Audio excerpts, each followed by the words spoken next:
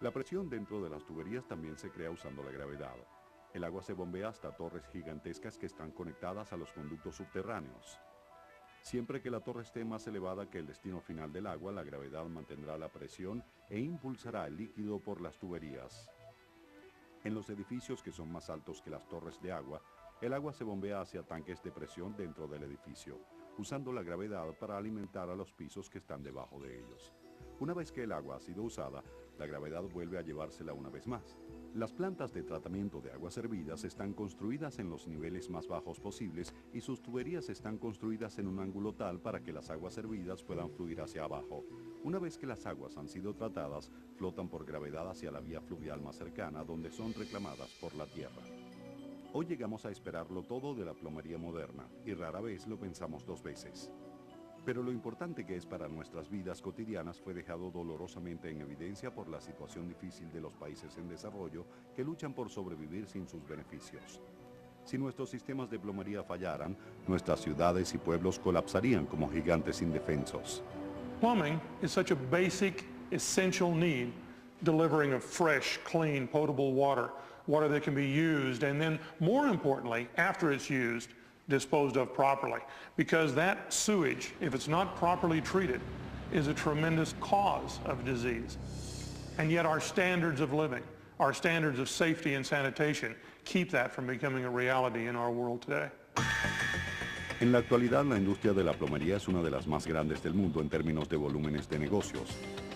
Sorprendentemente, la mayor parte de Estados Unidos no tuvo lo que consideraríamos tuberías básicas internas sino hasta principios de siglo, aunque sus principios datan de hace miles de años. Agua. Agua por doquier.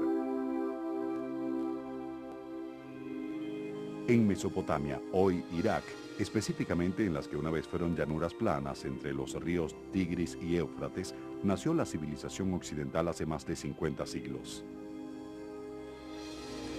Desde los primeros días de la arqueología moderna, los misterios de nuestros orígenes lentamente han sido develados. En las ruinas de ciudades antiguas, los arqueólogos han hallado evidencias irrefutables que apoyan una teoría fundamental de que la civilización humana está inexorablemente ligada a nuestra habilidad de controlar las aguas. Plumbing is civilization. Just about every civilization that we look back on in antiquity, that we study and admire for their contributions to art and literature and science, technology, civil order, also were highly developed plumbers. El agua dulce podía ser acarreada a mano. Sin embargo, deshacerse de las aguas hervidas o del exceso de agua de lluvia en las ciudades antiguas requería ingenio. Y las primeras civilizaciones se enfrentaron el reto. Construyeron complicados drenajes bajo los pisos para llevar el agua. Se hallaron restos de baños y de fosas de excreta similares a los modernos pozos sépticos, no solo en Mesopotamia, sino también a 2000 kilómetros en el valle del Indus, lo que hoy es Pakistán y la India occidental. Allí hay edificios que datan del año 2600 a.C. que tenían pozos privados y áreas para baños con drenajes en el suelo. The ancient people were as smart as we are. They were very intelligent, they were very inventive. And they came up with some remarkable solutions which we're still using.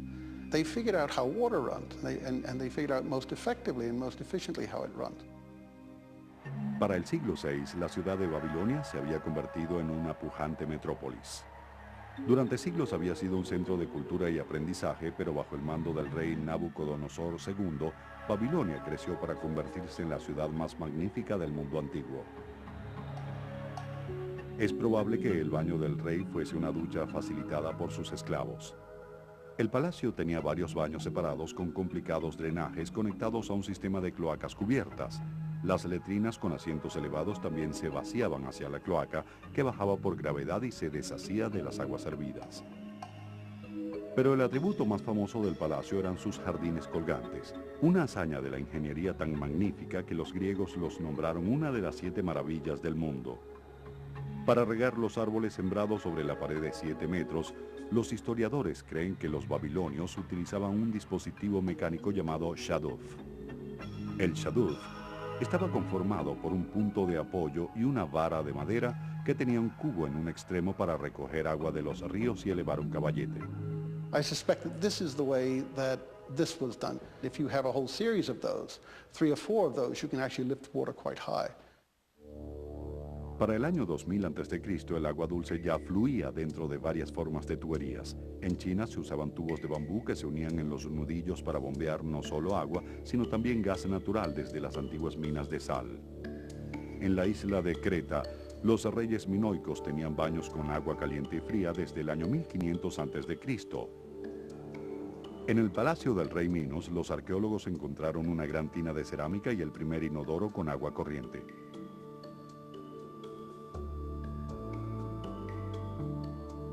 Los primeros tubos para agua se hicieron con tierra cocida y paja. Sin embargo, los antiguos egipcios, con sus avanzados conocimientos de metalurgia, estuvieron entre los primeros en hacer tubos de cobre. El desarrollo fontanero de los egipcios estaba a la par de su experiencia como constructores. Cavaban pozos de hasta 100 metros, lo cual dio origen a la noria o molino de agua en Egipto.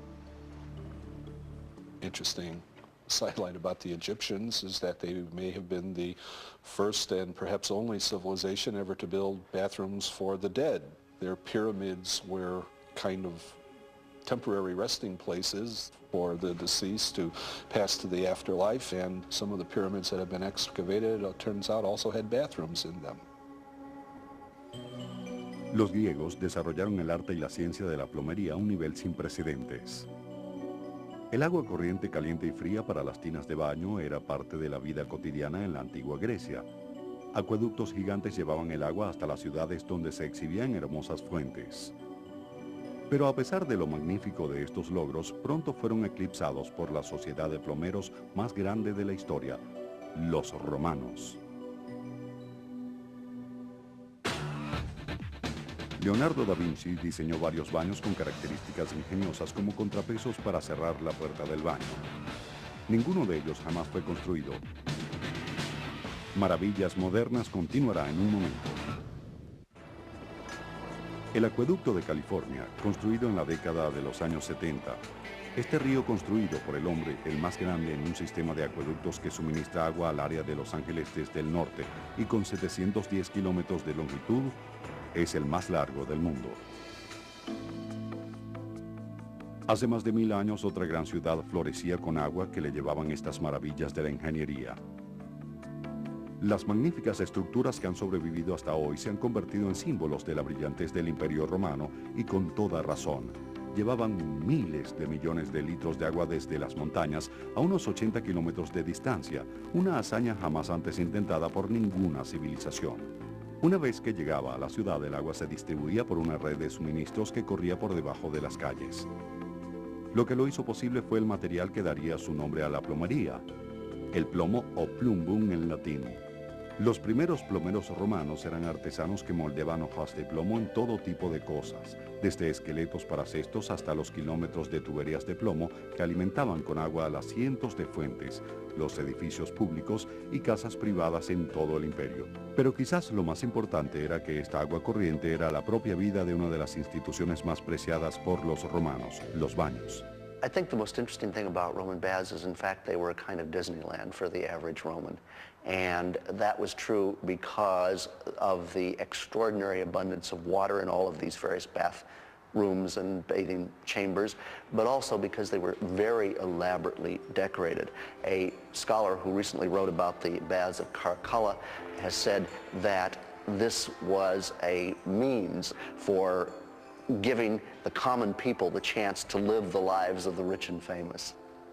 The emperors themselves used these baths as a means of giving the people a kind of a wonderful entertainment facility, which would prevent them from thinking of other things like political freedom, for example. Debajo del esplendor de los baños había una maravilla de la ingeniería.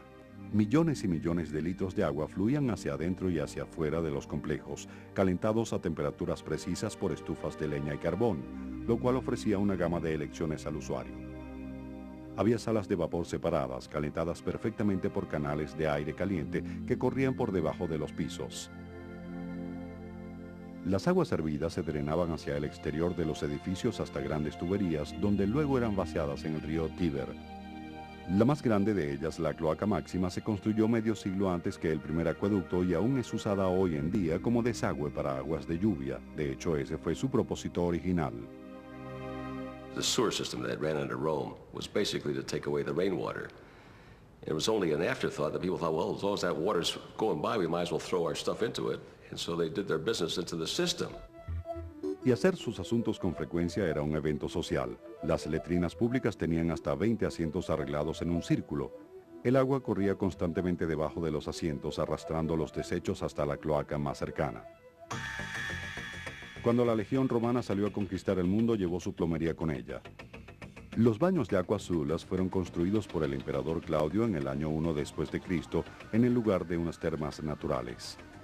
Se restauraron en el siglo XVI y hoy son una popular atracción turística de lo que hoy es el pueblo inglés de Bath. El agua todavía fluye por los canales originales de piedra hasta el gran baño de 15 metros por 30, una versión en escala más pequeña de los baños de Roma. Después de casi 2000 años, son un testimonio de la durabilidad de la ingeniería romana. No obstante, lo que no duró mucho fue el imperio. Con la caída de este se perdió el magnífico arte de la plomería. For one thing, Rome was conquered not by a new civilization that surpassed it, but by a bunch of barbarian hordes who were basically nomads and plunderers. And they didn't really give two hoots about running water. They were never in one place long enough to enjoy indoor plumbing. Christianity started spreading throughout the Western world, and the early Christians were not big fans of bathing, and I think one of the reasons is that, as I think everybody knows, they were rather poorly treated by the Romans, and thus they tended to reject Roman culture, and I think they threw out the proverbial baby with the bathwater. La hora más oscura de la plomería. Con la gente apiñada en las ciudades durante la Edad Media, la insalubridad condujo a condiciones que fueron mortales.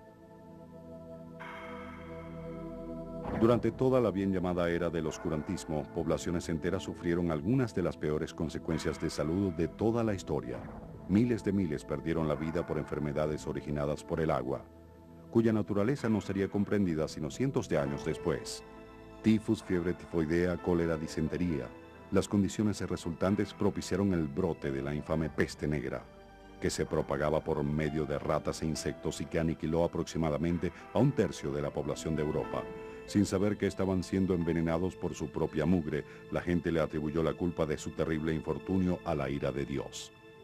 La escasa plomería y prácticas sanitarias que existieron durante la Edad Media se encontraban en los monasterios y en los castillos de los señores feudales, donde los excusados servían como inodoros de interior. The garderobe was a projection from a building, which inside contained a seat on which you sat and simply went straight down into the moat or the river or the ground below. And there are several surviving ones in England.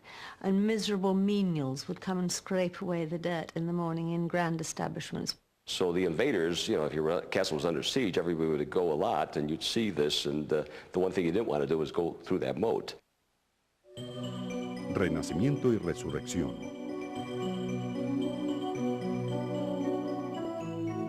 Con el Renacimiento llegó un nuevo interés por la higiene y así comenzó la marcha firme hacia la plomería de interiores. El primer paso fue llevar el agua a mano hasta el interior de las casas. Almost every home throughout the land had a washstand in the bedroom, which, if they were lucky enough, a maid would bring up with a jug of hot water and a jug of cold water, and then there'd be the bowls. And they'd always be there in matching china, and ravishingly beautiful examples still survive to this day of these wash hand stand sets. Los vasos de noche de todas las descripciones eran más decorativos que funcionales. Vaciarlos era muy sencillo. Solo se debía abrir una ventana y lanzar sus contenidos a la calle. Esta práctica dio origen al mote popular que tiene el inodoro en Inglaterra. La manera correcta de vaciar el vaso de noche era advirtiendo a los peatones con la frase francesa "Garde l'eau", que significa cuidado con el agua. Luego se cambió a "l'eau", palabra con la que hoy se designa al inodoro en Inglaterra. Sin embargo, los historiadores rastrearon el origen del popular nombre de John, nada menos que a la reina de Inglaterra. Queen Elizabeth I had a bath once a month, whether she needed it or no. John Harrington was her godson, and he invented apparatus, a machine, a water closet with proper flushing mechanism in 1596. And the Queen also had one made for her, but she was too frightened to use it. She said it sounded like a thunderstorm, and with these terrifying rushes of water. Sintiéndose el blanco de las burlas de la sociedad, Harrington solo produjo 2 inodoros, pero tuvieron que transcurrir 170 años para que su invento renaciera. De baños y duchas. ¿Qué podía ser más sencillo que una tina para bañarse? Antes de que existiera la plomería de interiores, las tinas de baño se llenaban y vaciaban a mano. Fue de esta idea elemental que evolucionaron los baños y las duchas modernas, pero no sin algunos experimentos pintorescos durante el proceso. El concepto de la ducha comenzó en tiempos inmemoriales con las cascadas y los baldes de agua. Para mediados del siglo XVIII ya se fabricaban algunos diseños intrigantes. Uno de los primeros fue la ducha Regency inglesa, que bombeaba continuamente la misma agua del depósito a una cisterna sobre la cabeza del usuario. La estadounidense ducha Virginia de asiento era un asunto complicado, con una bomba operada a mano y un cepillo para la espalda. Hubo muchas variaciones, incluyendo un modelo con una bomba accionada por la persona que combinaba el baño con un ejercicio vigoroso. Aún así, pocos se percatan de que las sofisticadas duchas de hoy no son nada nuevas. Sus predecesoras datan de mediados del siglo XVIII. And one I found on the Isle of Rum had this great canopy over it, with 12 different versions of water aquabatics that you could indulge in. There was one called Spray, which had 280 tiny needles of water that jetted at your whole body all the way around when you stood in. And then there was the ordinary shower. And then there was Douche, which was like an apple corer going straight through your head, a solid great ramrod of water. And then there was another really scary one, which was a ramrod up your privates. I mean, really, really scary and strong. And then there was a Sitz, which was a fountain for the same delicate area. And then there was Wave, which when you turned it on, it shot out 20 foot horizontally across the room, the water. Las generaciones futuras de la ducha serían más sencillas. En el siglo XIX evolucionó otro dispositivo, uno que pocos habían visto antes. El invento de John Harrington sería emulado por una nueva generación de innovadores y transformado en una palabra de uso diario. Algunos historiadores creen que la caída del Imperio Romano puede ser atribuida en parte a la demencia causada por el envenenamiento por plomo de las tuberías romanas. Maravillas modernas, a Inglaterra llegó la semilla de lo que sería la industria más avanzada de plomería del mundo, aunque demoraría unos cuantos siglos. Cleanliness was not a treasured value of colonial America by and large. People rarely bathed. They rarely took baths. They might do so once a month, a couple of times a year. Sin embargo, cuando comenzaron a construir ciudades, el agua corriente era muy necesaria, no para bañarse, sino para combatir incendios. El primer sistema de acueductos se construyó en Boston a mediados del siglo XVIII. En 1795, para proveer a los bomberos de agua, se juntaron troncos huecos para crear un acueducto que cubría varios kilómetros desde Jamaica Pond hasta Faneuil Hall. Los bomberos perforaban las paredes de estas tuberías primitivas y tapaban el hueco al terminar. Esto dio origen al término tapón de incendio. Ya para principios de 1700, Nueva York tenía su propio sistema de cañerías de madera, aunque no era del todo adecuada para suplir a la creciente ciudad con agua. En 1835, Nueva York construyó su primer embalse de agua en el centro de Manhattan, alimentado por un acueducto del río Croton. El embalse cubría varias cuadras de la ciudad y duró hasta el cambio de siglo, cuando se construyeron 2 túneles subterráneos de agua que hasta la fecha suministran agua a Nueva York. Se comenzó a construir un tercer túnel en 1970 y el primer canal entró en servicio apenas recientemente. Cuando el túnel número 3 esté concluido en el año 2020, tendrá 96 kilómetros de largo y suministrará casi 4 millardos de litros de agua por día. El retrete. Durante los primeros años de la colonia en Estados Unidos, el aire libre probó ser una mejor alternativa a los vasos de noche del viejo mundo. Pero poco después, la inventiva yankee impulsó el nacimiento de una institución estadounidense, el retrete al aire libre. Outhouses were basically the bathrooms of the early colonial settlers in this country, and some of them were quite ornate. La tecnología era muy simple: un hoyo profundo en la tierra, un asiento y un cobertizo de madera con una puerta. Los retretes al aire libre continuaron proliferando durante el siglo XIX, aún mucho después de la llegada del inodoro de interiores. Con la independencia llegó la innovación. Thomas Jefferson mandó a hacer su propio retrete interior sin agua para su casa, Monticello. Un vaso de noche estaba conectado al exterior por una serie de poleas operadas por sirvientes. Mientras tanto, una nueva generación de inventores en Inglaterra había revivido el extraño invento de John Harrington. De pronto, las versiones actualizadas de los retretes inundaron las oficinas de patentes inglesas. Los innovadores del Nuevo Mundo no se quedaron atrás, pero al público le costó aceptar una idea tan radical. The early water closets were kind of Rube Goldberg contraptions. They were made of metal. They were made with various different parts.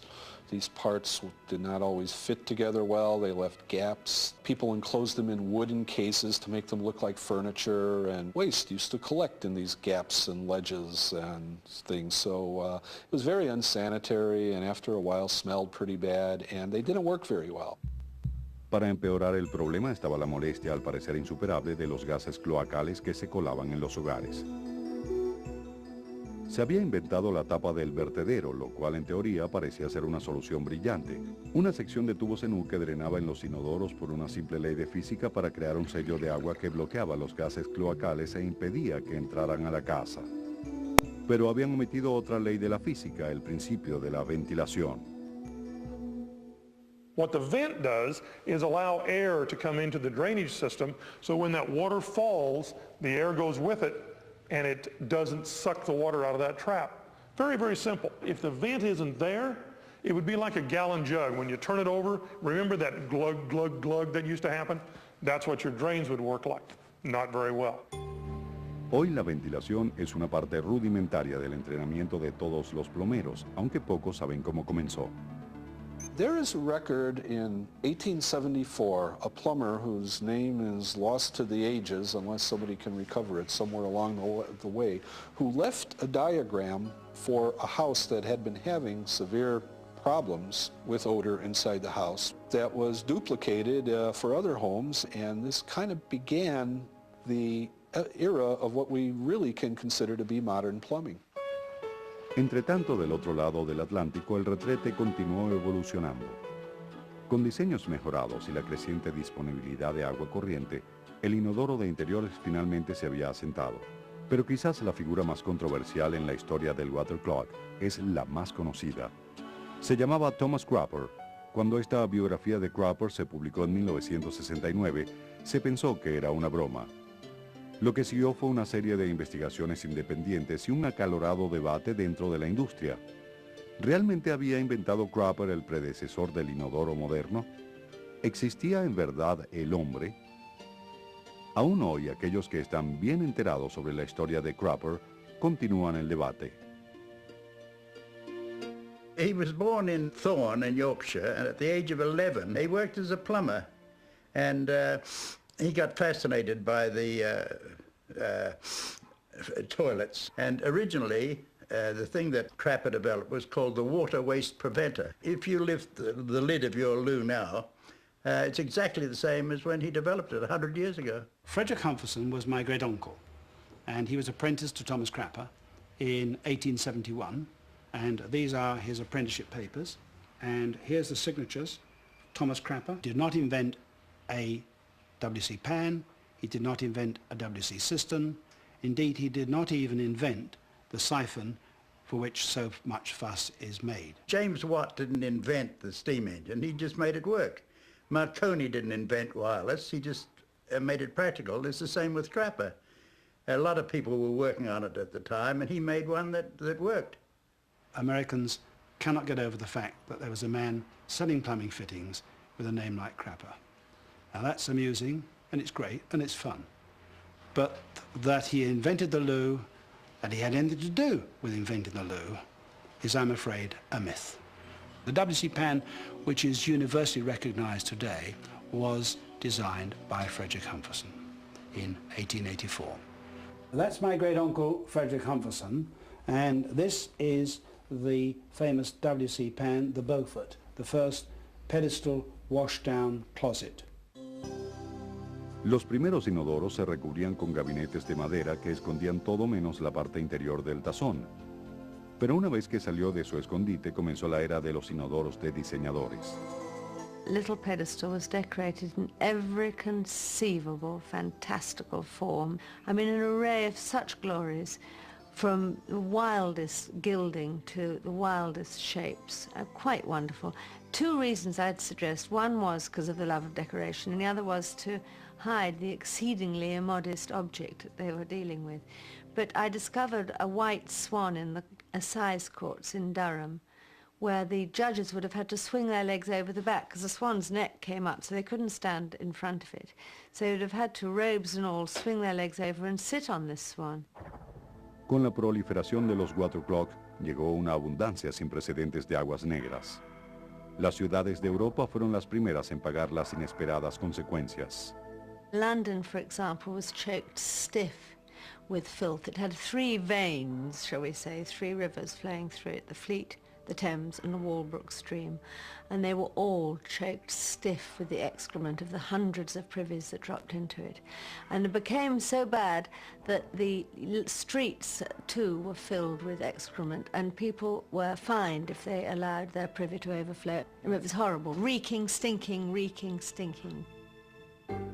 Pero en 1858 la recién fundada Obras Públicas Metropolitanas de Londres se lanzó en un proyecto histórico bajo la dirección de Sir Joseph Bazilliac, la construcción del primer sistema de cloacas de Londres. Beautiful brick vaulted, so it was like the undercroft of a cathedral. Under London, throughout, there's a great huge network of this beautiful Gothic vaulting, which Sir Joseph Bazalgette built and thereby saved the population of London and indeed the world by setting such a good example in the 19th century. Al otro lado del océano, en Chicago, se construyó el primer sistema integrado de cloacas de Estados Unidos en 1856. La joven ciudad estaba enfrentando un problema de contaminación que los recolectores de aguas negras no podían resolver. Se echaban crecientes cantidades de aguas negras al río Chicago que fluía hacia el lago Michigan, la única fuente de agua potable de la ciudad. As more and more people started coming into the city, they had to take their water intakes and move them further and further into the lake. And for a while, it worked. But then in 1885, there was a tremendous 4-day rainstorm that just flushed all these primitive sewers way out into the lake so that the water intake cribs were inundated with this polluted material. 25% of the entire population of the city of Chicago perished from waterborne diseases during that time, cholera, typhoid, etc., dysentery. Something like 75,000 deaths. El río Chicago era el único conducto viable para llevarse el enorme flujo diario de aguas negras de la creciente ciudad. Chicago ahora enfrentaba un problema prácticamente insuperable. Here were these thousands and thousands of people coming to live in the city. They could not live under those conditions where their water supply was polluted. So that a massive, imaginative, dynamic solution had to be found. La respuesta fue una hazaña increíble de la ingeniería civil. Se cavó un canal de 45 kilómetros que conectaba a los ríos Chicago y Des Plaines, un afluente del río Mississippi, y se revirtió la dirección del río. This canal was dug through solid rock. It was built with the might and the muscle of 8,500 laborers, most of them newly arrived immigrants from Europe, working with steam shovels and pickaxes and whatever they could. It took a great deal of imagination and daring to attempt a feat like this, to actually reverse the flow of a river. El proyecto fue un éxito sin par, aunque no sería la última hazaña de la ingeniería civil para la ciudad de Chicago. A las pocas décadas sucedería otra. Estaba cuando las grandes nevadas bloqueaban la puerta. La revolución industrial ya estaba en camino en Estados Unidos. Los últimos años del siglo XIX habían visto el desarrollo de la electricidad, el fonógrafo, el teléfono, las industrias del acero y el petróleo. Estados Unidos y Alemania se habían convertido en líderes mundiales en la industria con fábricas más grandes impulsadas por electricidad y compañías multinacionales que exportaban las nuevas tecnologías a todo el mundo. En 1913, Henry Ford creó la primera línea de ensamblaje para fabricar los modelos T, con la cual nació la producción en serie. Ahora la plomería en Estados Unidos estaba a la par del mundo y la industria floreció. Los baños se diseñaban para las casas nuevas como algo estándar, junto con calentadores de agua y cocinas totalmente equipadas con cañerías. Las líneas de ensamblaje apenas si podían producir tinas y accesorios con la rapidez suficiente para satisfacer la demanda. As bathrooms started getting built and bathtubs moved indoors, the tradition of the Saturday night bath kind of arose around that period, and we entered an era in which taking a bath once a week was considered the civilized thing to do, but taking a bath any more than that was considered a waste of time and probably rather excessive. Why would you do it more than once a week? You were already clean. Starting around 1920, an old industry magazine started publishing a campaign for a bath a day in American society, and they distributed a lot of pamphlets. Some of our records show over 100,000 pamphlets were distributed to schools and to plumbing customers throughout the United States, urging them to take a bath a day. El pionero de la plomería John Michael Kohler creó su primera tina de baño de hierro en 1883. Luego, en 1911, la compañía Kohler fabricó su primera tina de baño de una sola pieza con un vertedero que se convertiría en el diseño estándar para la tina de baño. Los nuevos inodoros y lavamanos se fabricaban de porcelana vidriosa con artefactos de bronce. Se introdujeron entonces las tinas, inodoros y lavamanos de colores para combinar. Entre 1929 y 1954, las cifras de fabricación crecieron increíblemente con un 367% de aumento en ventas de productos de plomería. Había llegado la era del plomero profesional. Para 1890, la teoría de los gérmenes de Pasteur aún no había sido aceptada por el público en general, aunque ya se comprendía bien la naturaleza de las enfermedades causadas por aguas contaminadas. Ahora el mundo podía ver cuál era la verdadera importancia de la plomería sanitaria. Se formaron asociaciones profesionales y se crearon programas de aprendizaje. En 1930 se aprobaron los códigos uniformes de fontanería y se establecieron estándares para los fabricantes de productos de fontanería. Aguas fangosas.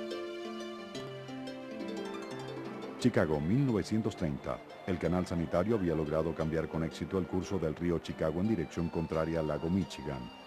Estaba reconocido como una de las 7 maravillas de la ingeniería de Estados Unidos. Pero a medida que la población crecía, los problemas de la ciudad se incrementaban. At that time, through the canal that they had built in the North Shore Channel, the city was taking 12,000 cubic feet of water per second out of Lake Michigan to flush this system clean. But even with that large amount of water, it was still more or less a large open sewer, particularly whenever it rained. We would have a fresh influx of pollution into the river itself. Para atacar el problema, la Oficina de Sanidad de Chicago creó la planta de tratamiento de aguas hervidas más grande y avanzada hasta entonces construida. La instalación, edificada en un lote en el cercano suburbio de Stickney, definitivamente estaba adelantada para su época. Cuando se definieron nuevas y estrictas normas para tratamiento de aguas hervidas, más de 30 años después, la planta Stickney ya la sobrepasaba. Para 1939, la planta Stickney procesaba 4,5 billones de litros diarios de aguas hervidas, lo que la convertía en la instalación de su tipo más grande del mundo, pero ni aun eso pudo resolver el problema que continuaba plagando a la Oficina de Sanidad de Chicago. Al igual que todas las ciudades viejas, Chicago usa un sistema combinado de cloacas que se deshace de las aguas hervidas y de lluvia que convergen en recolectores pluviales. El problema, lluvias intensas. La ciudad del viento recibe al menos 100 al año. Once you get more than a little bit of rain, it was necessary to divert this mixture of sewage and rainwater away from the sewer pipe because it would flood out the sewage treatment plant. And so at various points along the Chicago River and other waterways, the canals, there would be overflow points. And so the mixture of polluted material, rainwater and sewage, would then go into that waterway. Sin embargo, a veces el desbordamiento llegaba a los sótanos de miles de casas y cientos de accesos se inundaban, lo cual obstruía totalmente el tráfico. Una vez más, Chicago enfrentó el problema con una solución osada e ingeniosa. Utilizando las últimas tecnologías para perforar túneles, los ingenieros cavaron una serie de túneles a través de la dura roca dolomita a unos 100 metros debajo de la ciudad para embotellar las aguas pluviales.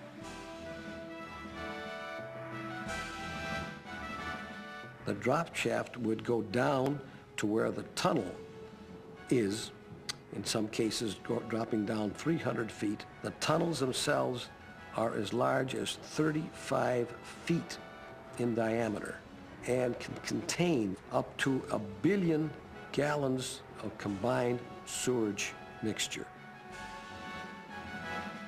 El agua se almacena en los túneles y en represas hasta que termina la tormenta. Luego se bombea otra vez hacia la superficie hasta la planta de tratamiento. La Segunda Guerra Mundial tuvo un gran impacto en la industria de la fontanería. En 1940 el gobierno prohibió a la industria usar hierro, acero y cobre, por lo que los fabricantes debieron experimentar con materiales nuevos como hierro fundido y plásticos. La innovación comenzó un proceso de nuevos y mejores productos que se continúan hasta la fecha. Fue solo en 1940 cuando Al Mohn inventó un grifo que casi todos nosotros damos por sentado.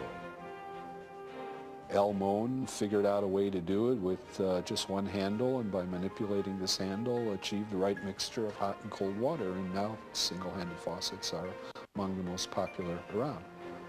Todos los calentadores de agua modernos fueron equipados con un dispositivo esencial en los años 30 por la compañía reguladora Watts, que aún los fabrica. En el ramo se conoce como las válvulas P y T. Without a temperature and pressure relief valve, the pressures inside of a water heater can build up to the extent that your water heater may someday take off, and if you live in a 3-story house, it could conceivably go through the first floor and the second floor and the third floor and the roof and end up in a neighbor's house maybe a quarter mile away.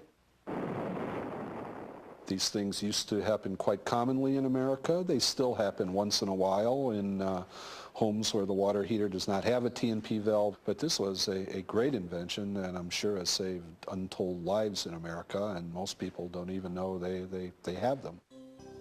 ¿Y qué se les ocurrirá ahora? Los inodoros computarizados y los jacuzzis a control remoto solo son el comienzo. La nueva ciencia está haciendo cosas con las aguas hervidas que los romanos ni siquiera soñaron. Harry Truman actualizó la plomería de la Casa Blanca en 1948, pero hasta 1902 la mansión no tenía plomería. Las cuestiones básicas para la fontanería sanitaria ya dejaron de ser un reto para el mundo moderno, pero continúan las innovaciones. En una palabra, sí. The bathroom market has exploded with new materials of all kinds, new designs, new shapes from a multitude of manufacturers. Este nuevo inodoro japonés tiene un computador en su interior para controlar el flujo de agua.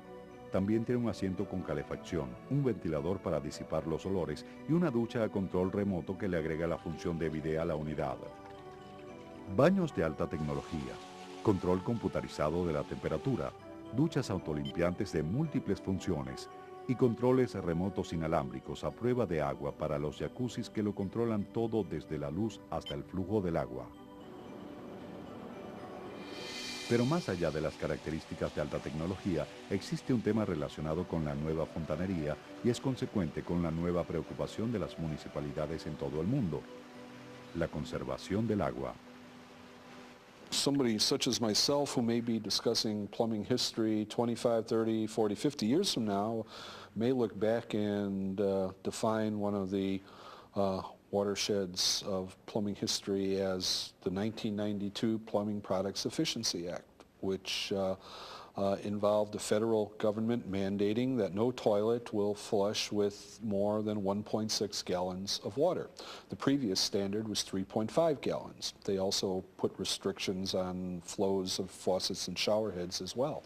I think it's the first step of what is going to be a continuing trend towards making plumbing products more environmentally friendly.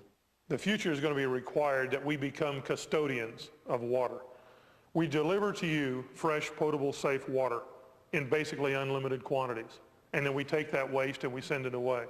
Our challenge is going to be to come to you and to continue doing what we've been doing for the last 10 years, which is slowly reducing the level of water consumption, because it's going to be a battle that we're all facing. Fontanería para un planeta pequeño. Santee, California. Esta comunidad de 54,000 habitantes fue construida en lo que fue un valle desértico al este de San Diego y al final de la tubería que suministra agua al sur de California. Allí casi no llueve. Pero a pesar del poco suministro de agua dulce, en esta ciudad abunda el verdor y se cuenta con 7 lagos recreacionales. Es un fenómeno que hubiese sido imposible hace 100 años. El secreto, agua reciclada. En esta planta de tratamiento de la más alta tecnología, las aguas hervidas de las cloacas de Santee se convierten en aguas cristalinas, tan limpias que reúnen los requisitos de laboratorio para ser potable. Una vez que se elimina el barro cloacal químicamente activado, el agua se filtra y se hace pasar por un proceso avanzado de tratamiento químico, biológico. Se devuelven a los lagos 4 millones de litros de aguas tratadas cada día, mientras otros 4 millones de litros se usan para irrigar la comunidad. El agua se distribuye a todo Santee por medio de un sistema de tubería subterráneo cuidadosamente codificado y pintado de magenta, el color que indica el agua reciclada. 3 décadas después de que Santee diera inicio a su experimento, muchas comunidades en todo el país han puesto en funcionamiento. They can treat any kind of water. The dirtier it is, the more it costs, but you can treat it. And established processing treatments for water treatment, so that literally you could take this sewage water very shortly and use it for drinking water. Aunque parezca extraño, actualmente se están realizando experimentos para ese mismo proceso. El suministro deliberado y seguro de agua cloacal reciclada en agua potable. La importancia de conservar separadas las aguas hervidas del agua potable ha sido una de las lecciones más importantes y costosas en la historia de la fontanería. Ahora, la tecnología moderna nos ha hecho cerrar el círculo. El hombre ha caminado sobre la faz de la Tierra desde hace 2 millones de años, pero solo durante los últimos 10.000 años hemos tenido lo que consideramos como plomería básica moderna. Vivir ahora sin ella sería inimaginable. Mundana, como pueda verse, la plomería es nuestro pasado y futuro. Son las arterias de nuestra civilización.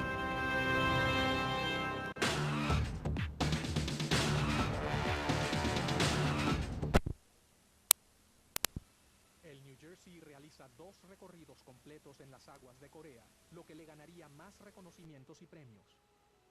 Pero perdió la marca como el barco que no había tenido bajas. La tripulación honraría la pérdida de una vida, el único marinero del New Jersey muerto en combate, Robert Osterwind. El 27 de julio de 1953 en Pamanyang termina el conflicto coreano. Cuando se decreta el cese al fuego en julio de 1953, el New Jersey sale de Corea y se une a la flota del Atlántico.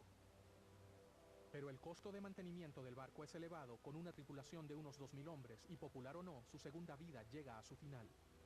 El 21 de agosto de 1957, el New Jersey es nuevamente sacado de comisión. Una vez más, puesto fuera de servicio.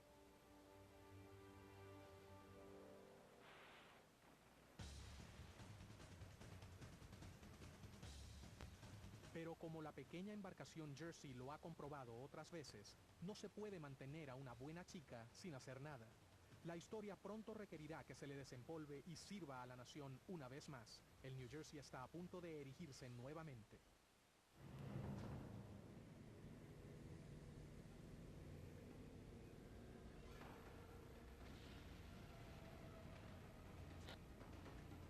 This is an urgent health message from the U.S. Department of Health and Human Services. Nuclear weapon has been exploded. Local, state, and federal officials, including HHS. El día después del desastre. Esta noche a las 9, por History. Ciencia y tecnología unen esfuerzos para el tratamiento y reciclaje de desechos industriales, basura y hasta componentes nucleares. Tecnología ambiental en Maravillas Modernas. Esta noche a las 8, por History. Trucos ópticos. Camuflajes.